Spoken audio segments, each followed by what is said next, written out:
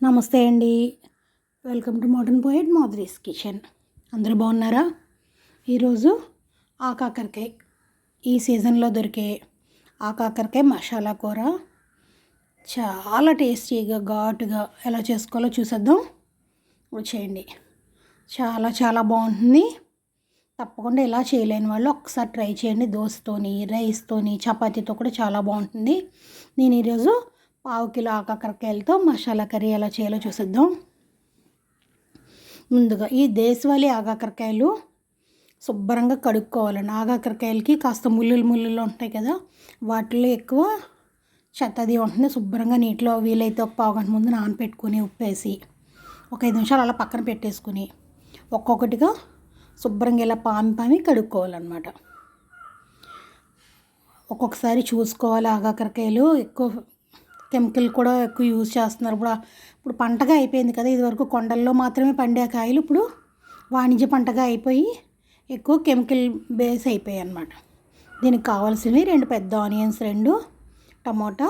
ముందన్నీ ఇలా శుభ్రంగా కడిగి ఉప్పు నీళ్ళలో కడిగి ఆరబెట్టుకున్న ఆకాకరకాయలు, 3 టమోటాలు, ఒక పెద్ద ఆనియన్స్ 2 తీసుకుని ఇలా ముక్కలు కట్ చేసుకుని, ఒక అంగుళం సైజు అల్లం ముక్క, 4-5 వెల్లుల్లి రెబ్బలు చూసారా, ఒక 1/2 స్పూన్ ధనియాలు, ఒక 1/2 స్పూన్లో 2 చిటికెలు సోంపు, ఒక పెద్ద ఇలాచి, 2 లవంగాలు, అంతేనండి. ఇది వేసి మెత్తని పేస్ట్ చేసి పక్కన పెట్టేసుకోవాలి. మసాలా వాడిన వాళ్ళు కాస్త తగ్గించుకోండి. తాలింపు మామూలుగానే కరివేపాకు, ఎండుమిర్చి, వెల్లుల్లి. ఈ ఆకాకరకాయలని శుభ్రంగా ఒక మోస్తరు పదునుగా ఉన్నవి ఇలా కట్ చేసేసుకోవాలి. మీకు ఏ సైజులో కావాలన్నా ఉడికిపోతాయండి. చిన్న పెద్ద ఏం లేదు, కట్ చేసుకోవచ్చు. ఇలా తొడుము కట్ చేసుకుని పిక్కలు మనం కట్ చేసేటప్పుడు తెగకుండా ఉన్న పిక్కల మట్టికి తీసేసుకోవాలి. కాస్త పదునుగా ఉన్న పిక్కలు టేస్ట్ బాగుంటాయి, పంటి కింద పడుతూ కమ్మగా ఉంటాయి. ఇలా పడని పిక్కలు చూస్తారా, నల్లగా ఉన్న పిక్కలు తీసుకుని వీలైతే ఒక కుండీలో వేసేసేయండి. మీకు మే నెల నాటికి తొలకరి చినుకులు ఉరుములు వస్తాయి కదా, అప్పటికి మొలకలు వస్తాయి. కడాయిలో ఓ 2 స్పూన్స్ ఆయిల్ వేసుకుని వేడయిన తర్వాత ముందుగా శుభ్రంగా కట్ చేసి పెట్టుకున్న ముక్కలను వేసుకోవాలి. ముక్కలను వేసుకుని లో ఫ్లేమ్లో ఒక 5-2 నిమిషాలు మూత పెట్టి మగ్గించుకోవాలి. ఇలా మగ్గించడం వల్ల ఆకాకరకాయలోని పసర వాసన పోతుంది, టేస్ట్ కూడా త్వరగా ఉడుకుతుంది, టేస్ట్ కూడా బాగుంటుంది అన్నమాట. ఒక్కసారి ట్రై చేయండి.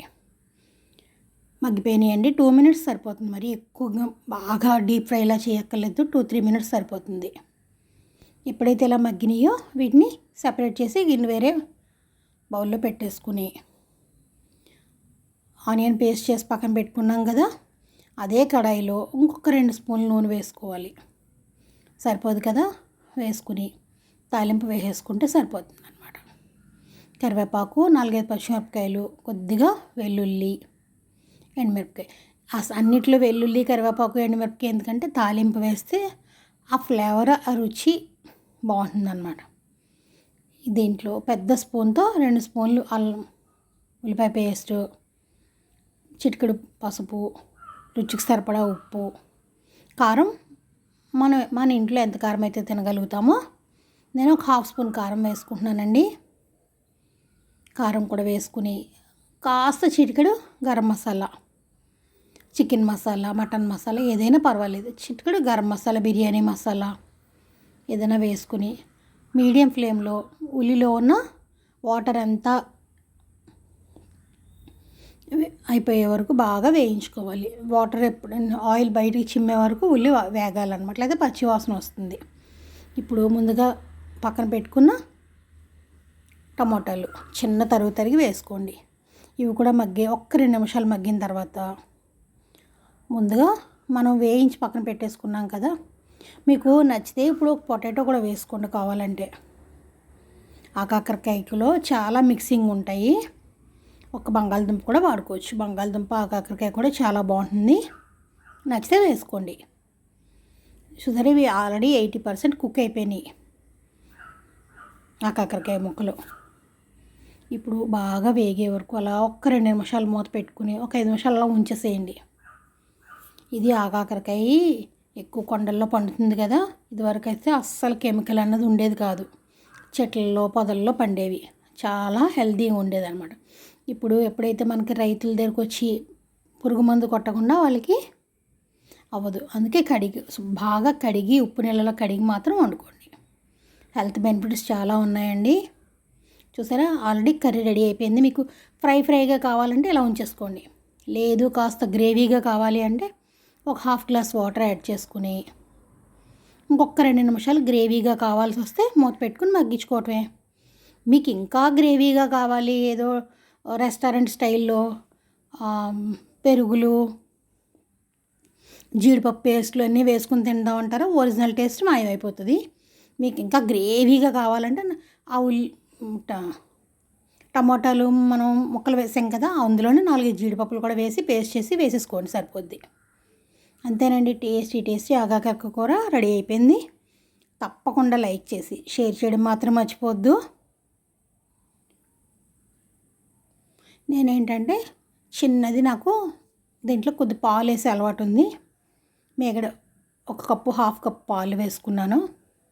నచ్చితే వేసుకోండి, లేకపోతే లేదు. ఆ పాలు మేగడ వేసేసరికి టేస్ట్ చాలా పెరుగుతుంది అన్నమాట.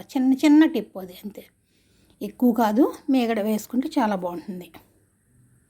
అంతేనండి, ఆగాకరకాయ కూర రెడీ అయిపోయింది. ఏమనుకోకపోతే ఆగాకరకాయ మటన్ కూడా వండుతారట. నేనైతే తినలేదు, కానీ వండటం చాలాసార్లు చూశాను. అది కూడా బాగుంటుంది. ఇది చాలా మాంసంతో సమానంగా టేస్ట్ వస్తుందన్నమాట కర్రీ. తప్పకుండా ట్రై చేయండి. Thank you for watching modern poet Madhuri's kitchen. వీలైనంత వరకు ప్లాస్టిక్ని అవాయిడ్ చేద్దాం, ఓకేనా?